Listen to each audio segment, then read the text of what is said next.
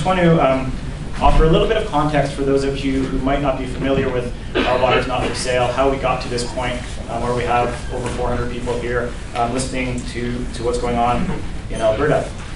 So in the fall of 2008, the provincial government announced that it was going to review the Water Act, which hadn't been updated since 1999. And the Water Act is the piece of legislation that governs how different users, be they municipalities or farmers or industry, have access to our collective water resources that we all own as people living in this province.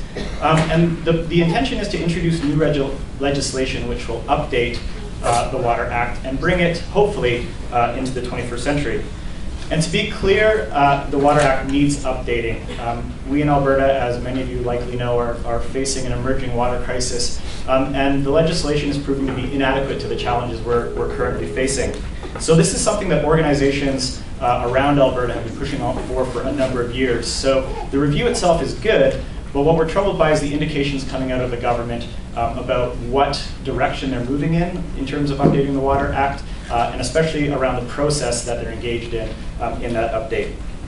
So indications are, and again, the government hasn't announced anything formal yet. They're still in the process of determining their policy. But there are a few things that we can take lessons from that indicate the direction that they're kind of going in, and what we've seen gives us a lot of concern. So about a year ago, in November of 2009, the government released 3 reports from a series of organizations that they called on to offer recommendations about how to move forward with the water review. And what these reports reveal is that the government is almost exclusively focused on expanding the market system for water allocations. So right now we have quite a strongly regulated water market in the South Saskatchewan River Basin, which is over-allocated and is really the canary in the coal mine for the water problems in Alberta. And it's actually been closed to allocation since 2006. So there's a functioning water market happening in South Saskatchewan.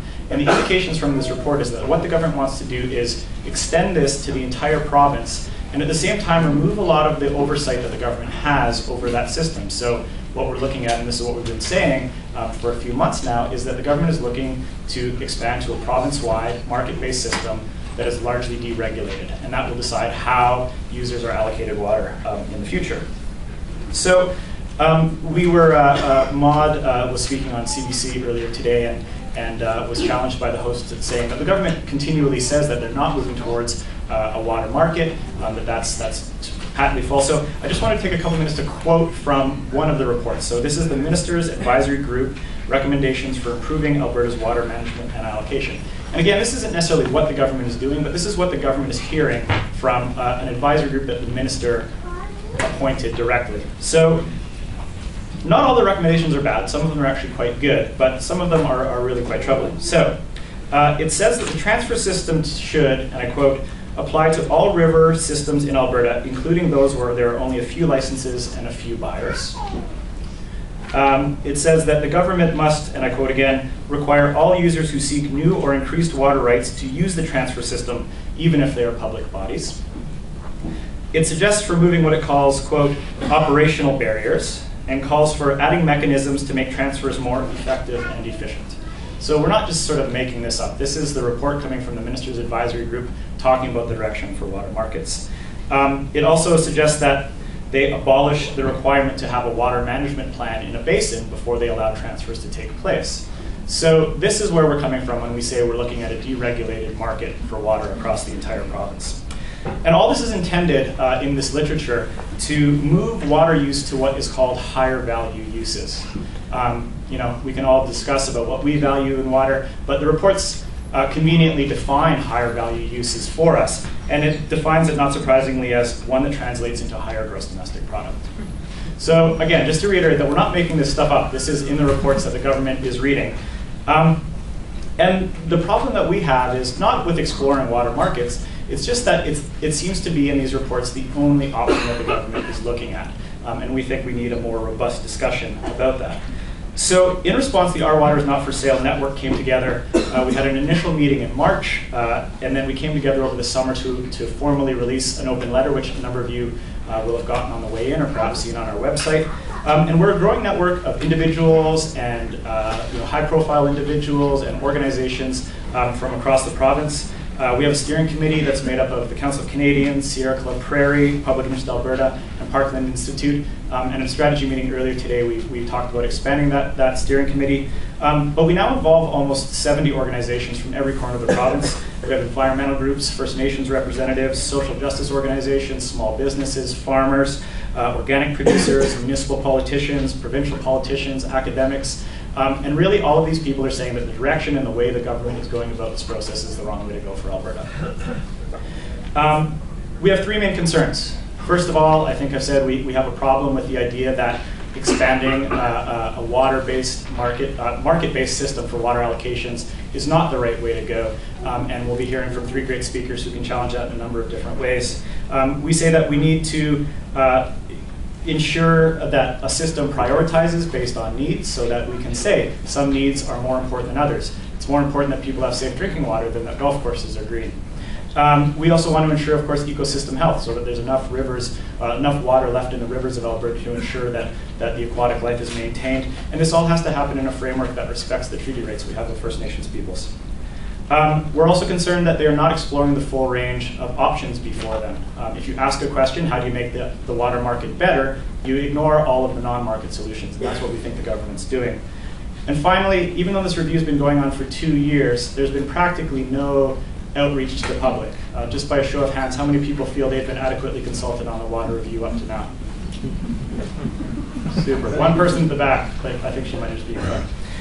So this is another concern, is that the government is not consulting on this very critical issue with Albertans and hearing what they have to say. And that meaningful public consultation with all Albertans, and especially with First Nations on a government-to-government basis, that presents a range of policy options is critical before this goes forward. So that's the background. That's what's brought us here tonight.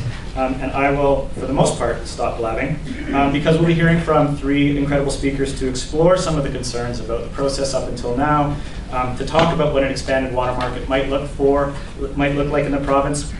And here are international examples. We're not the first jurisdiction to try this sort of thing. We're the first in Canada, but internationally there are lessons to be learned, and we want to explore those a little bit. So we'll hear from all three speakers. I'll introduce them in turn, and at the end, after a couple of announcements, we'll have time for question and answer and hopefully some dialogue around this issue as time permits. So our first speaker came up before to offer the opening prayer, but I'd like to welcome back Sootaanaah Goodstriker. Sootaanaah is a 50-year-old Blood Indian who is currently serving as the Ambassador of Environmental Affairs for the Sovereign Blackfoot Nation. From 1995 to 97, he was the advisor to the Chiefs of Alberta's Treaty Nations Environmental Secretariat. He has also served as a fireman EMT with the RCMP and as a National Park Warden. He is a lifelong environmentalist, intervening on such projects as the Enbridge Pipeline, the Mackenzie Valley Pipeline, and helped to prevent the expansion of the Epcor Water Management Plant on the sacred Indigenous grounds. He's a trained biologist and published author. Duane is also the co-host of a radio program on CJSR in Edmonton. And based on his bio, you can tell he's really busy, so he apologizes in advance, but he actually has to run to make a presentation to the EUB about another issue. So please welcome Sootaanaah Goodstriker.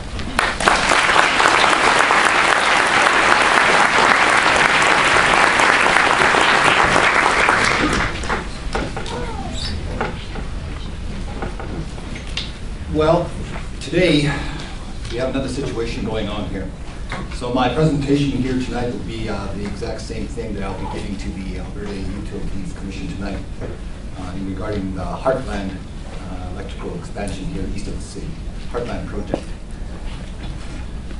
It's a giant upgrade of our electrical capabilities regarding industrial development directly east of the city. Essentially, it's a giant plug in the wall socket. We're preparing for huge amounts of oil that'll be coming down from Fort McMurray. It's the beginning of the Gateway project, and the Gateway is running from here directly to Kitimat, BC, and also onto the Orient via super tankers. So the situation here with this Heartland is the start of a huge expansion of the oil sands. And in that expansion, the use of water is going to be seriously commodified for industry. And the citizens of this great Alberta, this great North America, this great world, we're going to suffer. We're going to start to really feel it. Not only us, but everything else that walks, flies, swims, crawls on this earth. The current system supports 1 million barrels per day of tar sands production. 1 million barrels of oil. The government and industry want to expand production capability to 2 million barrels per day. 1 barrel of tar sand production requires 5 barrels of water. That's where we are right now. 2 million barrels of oil production will require 10 million barrels of water per day. So we're using 5 million right now. 10 million barrels of water becomes 10 million barrels of toxic sludge. Tailings ponds. If industry had to clean this up immediately, all these projects would be uneconomic. They wouldn't do it if they had to clean up their mess. The only way that these can proceed is by deferring cleanup for the next generation. That's not me. It's not you older people. It's all you young people. You're going to be seeing much of it. Nobody wants to stop. Nobody had common sense to stop. Will the next generation have the resources to clean this up? I doubt it. Government of Alberta is in the process of changing regulations so that the substance of 55 acts will be nullified. So the government is really setting itself up to do what it wants to do with industry, and you have nothing to say.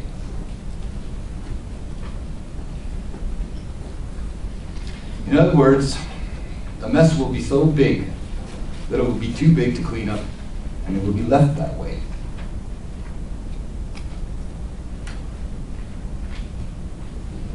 The Land Stewardship Act. Do your homework.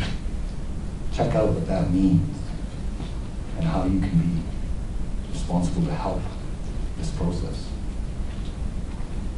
What do you do? Personally, what do you do?